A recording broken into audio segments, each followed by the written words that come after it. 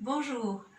Dans cette soirée intitulée Mission de l'Église et ministère, on m'a demandé de vous donner un court témoignage sur la place de l'Esprit Saint dans la formation que je donne dans une paroisse protestante aux prédicateurs laïcs. Alors pour cela, je vais vous donner deux images.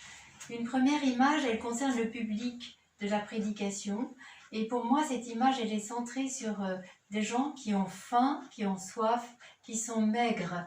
Ils sont très différents, hein. Il y en a qui sont jeunes, qui sont vieux, il y en a qui ont des cultures différentes, mais ils ont tous cela, c'est qu'ils ont tous faim et soif, ils sont là pour ça.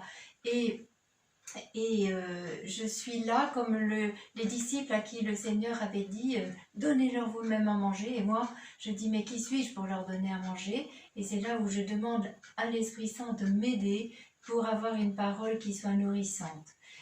La deuxième image, eh bien, c'est justement ce pain que je vais essayer de leur donner dans une coopération avec l'Esprit Saint. Je vais préparer une pâte qui, j'espère, pourra les nourrir.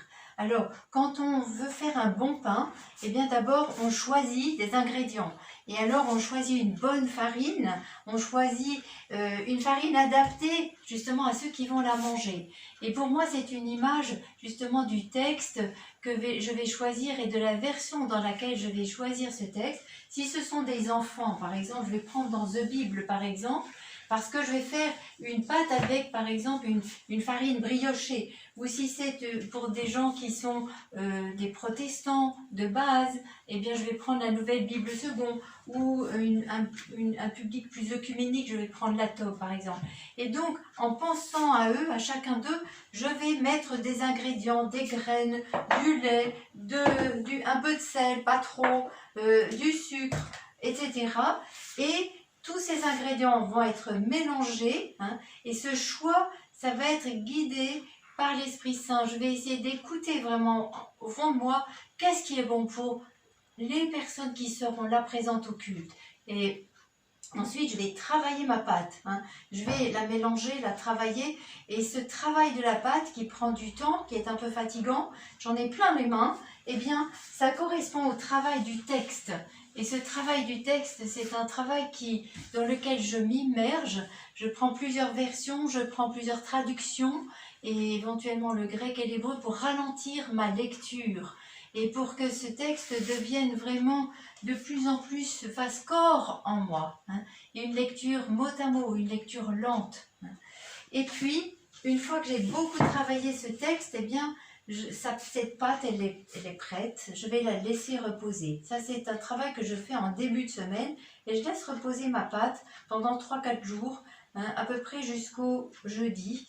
Et cette pâte, eh bien, qui lève, c'est comme l'Esprit Saint qui va justement faire lever en moi cette prédication, hein, et à travers en particulier la prière d'intercession pour les personnes à qui ça s'adressera, une prière souvent en langue aussi, par exemple en marchant ou en faisant toute autre chose, parce que la prédication ne peut pas occuper tout mon temps non plus. Et cette pâte va lever, et c'est vraiment là, je crois, l'œuvre de l'Esprit Saint. Et puis vers le jeudi, souvent, je sens que c'est mûr pour que je puisse faire une première rédaction. Donc j'écris une première prédication, mais je sais bien que ce n'est qu'un premier jet et que je vais être obligée d'y revenir. Et à nouveau, je la laisse reposer, ma pâte, hein.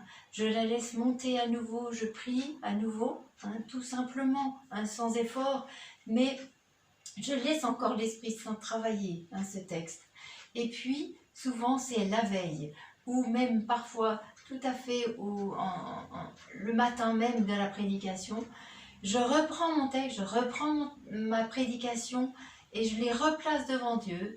Et c'est alors, à ce moment-là, souvent que m'est donnée, je crois, une parole qui s'ajuste aux personnes que je vais voir, que je vais rencontrer, qui est cette parole un peu que les évangéliques appellent la parole Rhéma, cette parole qui est agissante, qui est pour ici et maintenant, et qui va toucher leur vie, leur cœur, leur être profond, leur intelligence aussi bien sûr, hein, mais tout leur être. Et donc cette parole, c'est un petit peu comme si le pain venait de passer au four, qu'il était cuit maintenant, qu'il était passé au feu de l'amour de Dieu pour chacune de ces personnes. Et après, je pars avec mon bon pain, qui est un peu chaud, qui est un peu croustillant, et je vais le partager avec mes frères.